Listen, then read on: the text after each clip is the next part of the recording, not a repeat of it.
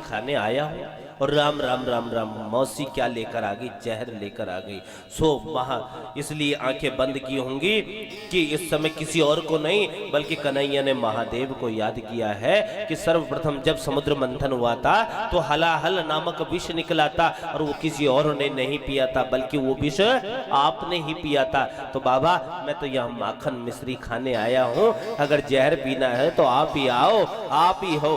देव तो सभी हैं, महादेव एक ही है, इसीलिए आपको महादेव कहते हैं। बोलो शंकर भगवान की। एक बार प्रेम से ओम नमः पार्वती पते हर हर महादेव शंभो।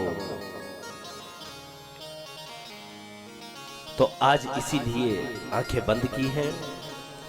पूतना ने मेरे कन्हैया को तुरंत गोद में ले लिया और स्तनपान कराने लगी और मेरे कन्हैया ने पता है मालूम क्या किया, बड़े प्रेम से दुग्ध पान करने लगे। छोटा बच्चा होता ना तो कैसे पीता आपको पता होगा।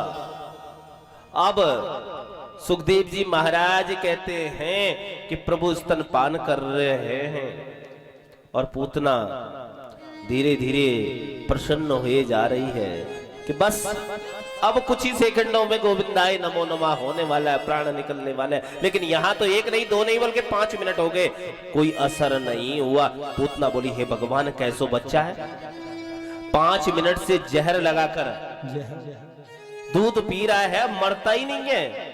5 मिनट हुए, 10 मिनट हुए, 15 मिनट हो गए दूध पान करते करते और मेरे गोविंद ने धीरे धीरे उसके ही प्राणों का आकर्षण कर लिया। और प्राण जब निकलते हैं तो श्वास लेने में कठिनाई होती है और पूतना के जब प्राण निकलने लगे तो जोर से चिल्लाने लगी छोड़ छोड़ छोड़ छोड़ छोड़ छोड़। और कन्हैया ने कहा जब पहले तो हम पकड़ते नहीं मौसी, और जब पकड़ते हैं तो फिर छोड़ते नहीं। 7 दिन का कृष्ण बोल उठा, केवल 7 दिन का कन्हैया।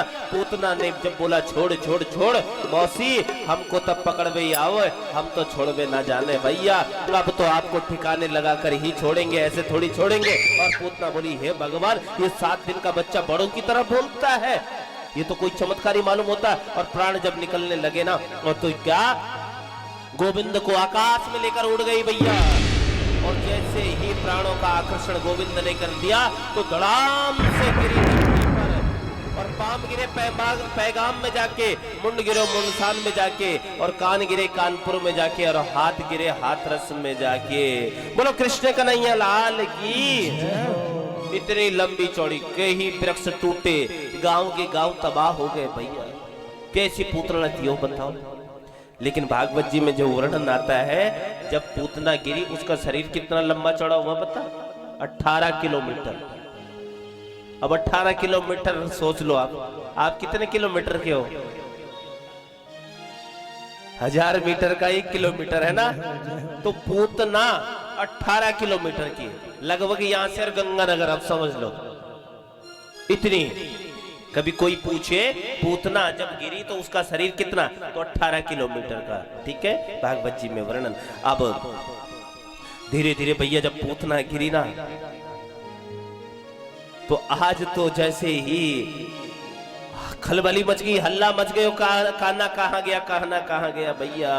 गोपियां बोली अब देखा तो भैया, तो दूर जाकर कहीं उस राक्षसी के छाती पर कन्हैया खेल रहे हैं। मैया ने भागकर दौड़कर गोविंद को अंक में भर लिया और प्रेमाश्रुओं से कन्हैया को अपने आंसुओं से भिगो दिया। गोपियां बोली तुम्हें ऐसे किसी को लाला नहीं देना चाहिए। मैया बोली बहन मैं कहा जानू, मैंने तो सोची कोई ब्राह्मणी होगी आशीर्वाद देने आई होगी भैया, मुझे कहा पता।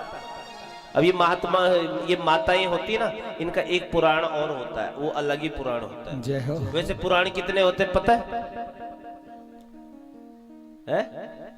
18। मैया को पता है, देख लो 18 पुराण होते हैं। कितने पुराण होते हैं? 18 पुराण। लेकिन इन मैयाओं का एक अलग से पुराण है जो 19वां पुराण है, उसका नाम है वात्सल्य पुराण। क्या?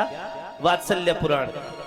और आज सब मैयाएं इकट्ठा होकर और सब माताएं बोली या लाला को राक्षसी ने स्पर्श किया है, इसलिए या की शरीर की शुद्धि होनी चाहिए। अपना अपना चलाते ना सब। तो कोई कह रहा गौमूत्र से स्नान कराओ, तो कोई कह रहा गंगा जल से, कोई कह रहा है गाय के चरणों की धूल से, और किसी ने गाय की धूल कन्हैया की छाती पर लगाई, किसी ने लाला की पीठ पर लगाई, और एक माता तो भैया अद्भुत वो खड़ी हो गई और जाको नाम है पूर्णमासी पुरोहिताई, और वो क्या लाला को झाड़ा दे रही, किससे? गाय की पूंछ से ही झाड़ा दे रही है। और आदरणीय सुखदेव कथा सुनाते सुनाते रो पड़े, सुखदेव के नेत्रों से अश्रुधारा बह चली। अरे परीक्षित देखो तो सही कितना अद्भुत वात्सल्य है इन माताओं का। वो परब्रह्म परमेश्वर भी हंस रहा है। इन माताओं का वात्सल्य तो देखो, मेरे ही नाम से मुझे माताएं झाड़ा दे रही है भैया।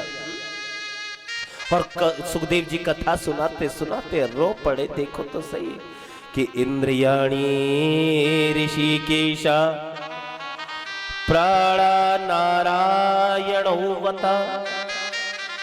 श्वेत द्वीपा पतिश्चित्तम मनोयोगेश्वरो वतो। इंद्रियाणी ऋषिकेशा प्राणा नारायणो वता।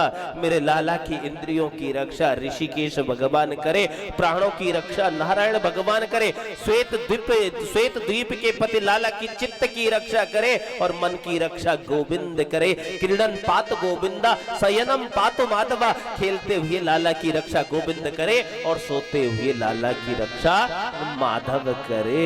आप भी इस मंत्र को बोला करो, आपके लाला को भी कभी कोई कष्ट नहीं होगा।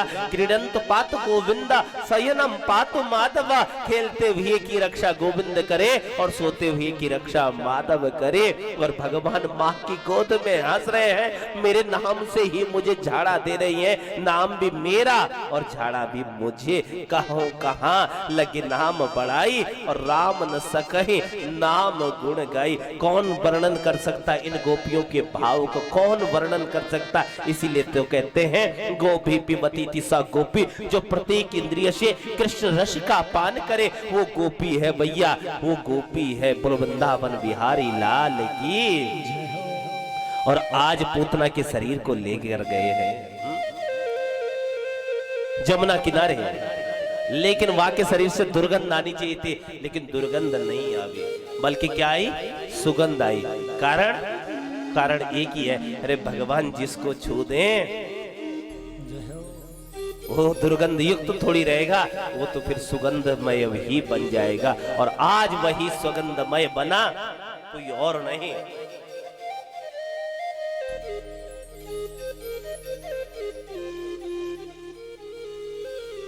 आज केवल और केवल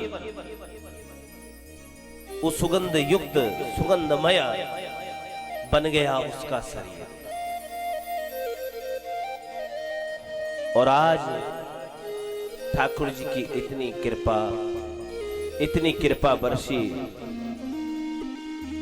कि पूछो मत।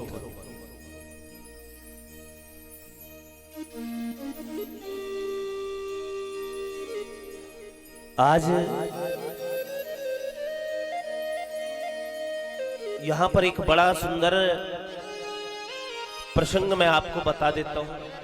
वो कितने दयालु हैं गोविंद, कभी विचार किया? जो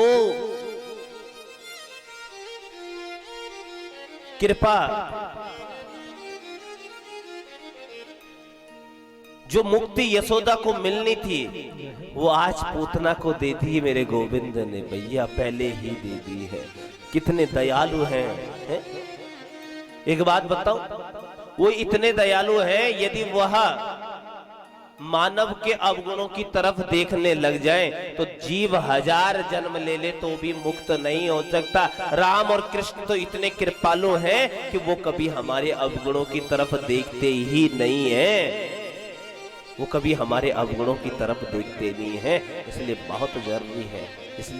बहुत जरूरी है एक बार प्रेम से बोलो वृंदावन बिहारी लाल की, राधा रमण सरकार की। उस परमात्मा को निरंतर नियमित तौर पर नमन किया करो, है ना।